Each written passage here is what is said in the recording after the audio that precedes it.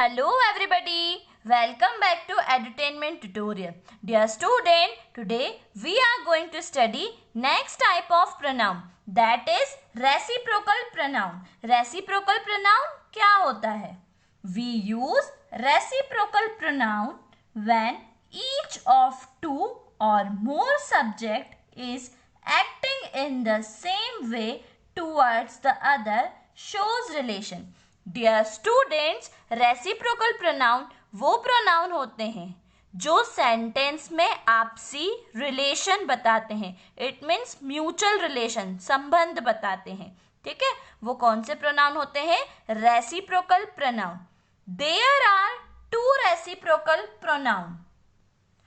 First is each other and second is one another. ये दोनों ही reciprocal pronounce हैं. अब हमें ये समझना है कि ईच अदर का यूज कहाँ होता है और वन अनदर का यूज कहाँ होता है. Each other is used for two things और टू पर्सन्स. जब सब्जेक्ट टू थिंग्स या टू पर्सन की बात कर रहा हो तो उस सेंटेंस में ईच अदर का यूज होगा. One another is used for more than two things और person.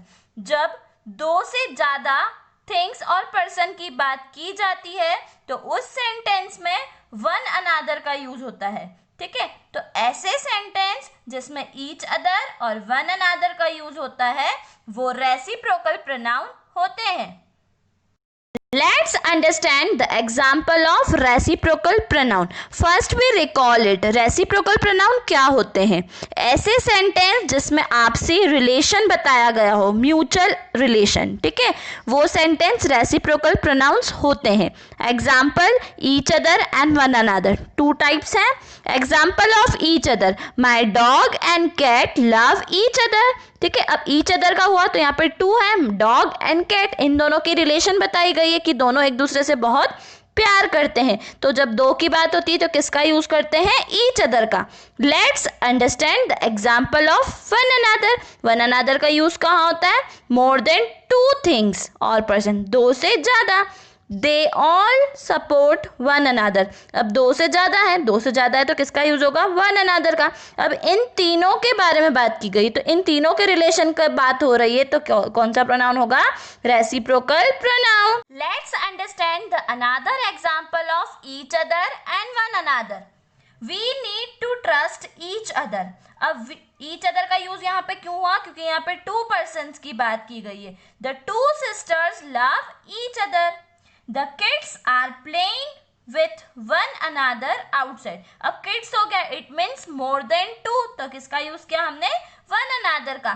They help one another. अब they है, it means more than two. तो ये कौन सा प्रोनाउन हो गया? Reciprocal pronoun. Let's understand the rule of reciprocal pronoun. Each other and one another is not used at a subject place. Dear students, each other and one another का use subject के रूप में नहीं होता है. It means हम subject की place पर each other और one another का यूज नहीं कर सकते हैं. अगर किसी सेंटेंस में each other और वन अनदर का यूज सब्जेक्ट की प्लेस पे है, इट मीन्स वो सेंटेंस में एरर है, वो सेंटेंस गलत है. Example each other are ready to come here. अब यहाँ ईच अदर को इन्होंने एज अ सब्जेक्ट यूज किया है तो ये सेंटेंस क्या है? गलत है. One another are ready to come here, ये भी सेंटेंस गलत है क्योंकि यहाँ पे वन अनदर का यूज एज अ सब्जेक्ट किया गया है. Each other and one another always function as the objects of verbs and preposition.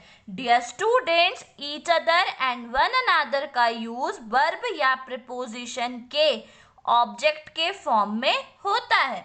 Example you and she love each other. यहाँ पर लव क्या है? वर्ब है. इट मीन्स हमने वर्ब के साथ किसका यूज किया है? ईच अदर का. तो ईच अदर यहाँ क्या हो गया? ऑब्जेक्ट हो गया. All the members of the family quarrelled with one another. अब यहाँ पे विथ क्या है? प्रीपोजिशन. डियर स्टूडेंट्स, विथ एक प्रीपोजिशन है जिसके साथ वन अनदर का यूज किया गया है. तो वन अनदर क्या हो गया यहाँ पे? ऑब्जेक्ट. अब आपको एक बात ध्यान रखनी है, each other and one another का यूज वर्ब या प्रीपोजिशन के ऑब्जेक्ट के रूप में फॉर्म में यूज होता है।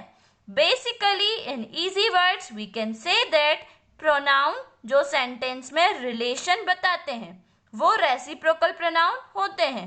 2 रेसिप्रोकल प्रोनाउन होते हैं, each other and one another. Each other used for 2 things or 2 person and one another is used for more than 2 things or 2 person. Hope you well understand the reciprocal pronoun. Thanks for watching.